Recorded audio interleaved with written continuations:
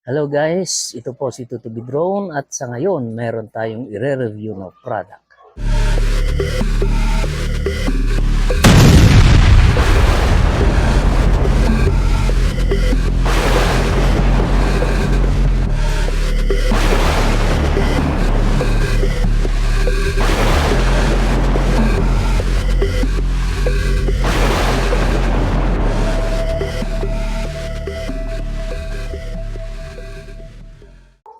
Hello guys, ito po si Tutu Drone at sa ngayon meron tayong i-review na product.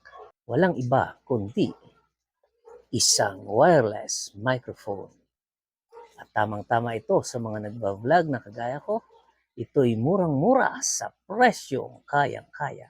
So ano pang hinihintay ninyo? Simulan na natin!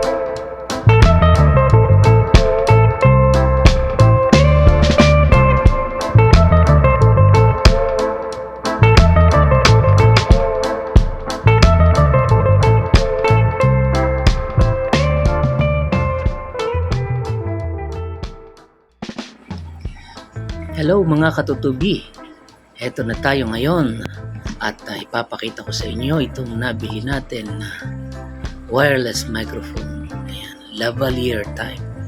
So nabili natin to sa Shopee sa halagang $249.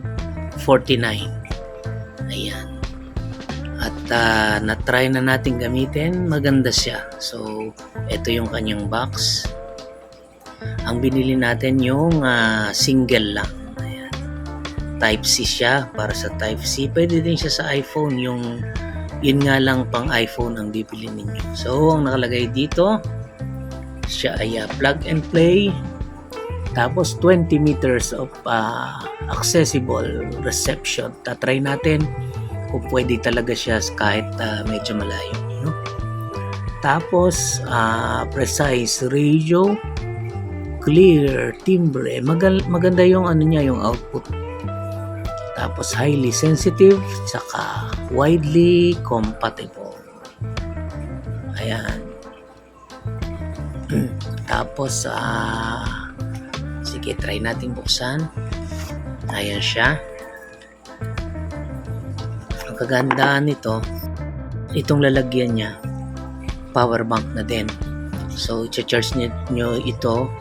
Tapos pag na full charge siya, itong pinakalalagyan niya na to, dito nyo naman i-charge itong pinaka-mic. So itong pinaka-mic, may battery siya, rechargeable siya. Tapos ito namang ikinakabit mismo sa cellphone, hindi na kailangan kasi yung power nito sa cellphone nakukuha.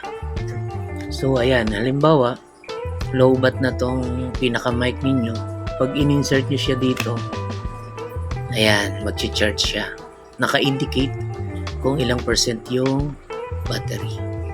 Ayan siya. Ayan yung lalagyan. Oh, cute. Tapos paano siya ino-operate? Ito meron ditong switch. Tapos ito yung pinaka-mic. Tapos ito i-clip nyo lang sa t-shirt ninyo. Ayan. Tapos ito naman yung ikakabit ninyo, syempre, sa cellphone. Ito yung pinaka-receiver. Tapos ito yung transmitter. Okay?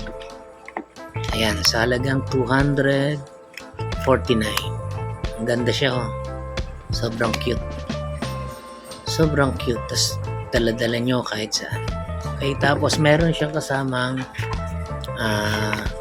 charging cable. Ayan, yun lang. Yun lang ang kasama niya sa halagang 249. Ayan, oh. Grabe, oh. Ganda, oh.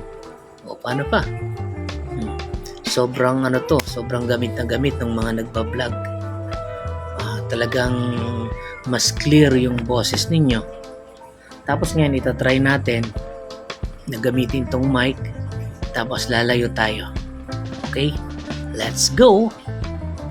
Ayan guys, try natin yung mic. Lalabas tayo ng bahay at titignan natin kung kahit dun sa labas ay nakokopya ba tayo. Okay?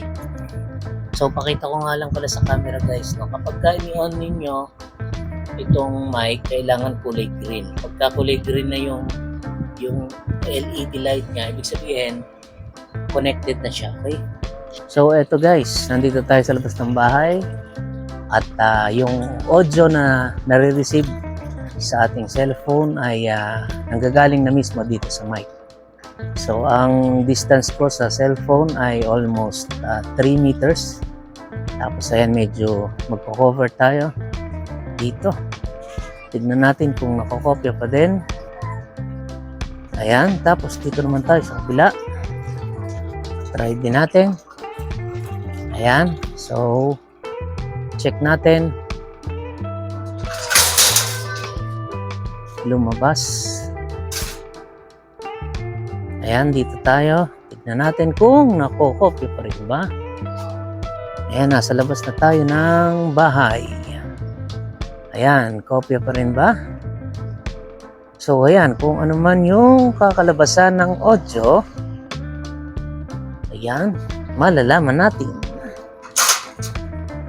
So, ayan guys. Ayan, sa halagang 249 na budget na mic, sa aking palagay ay okay.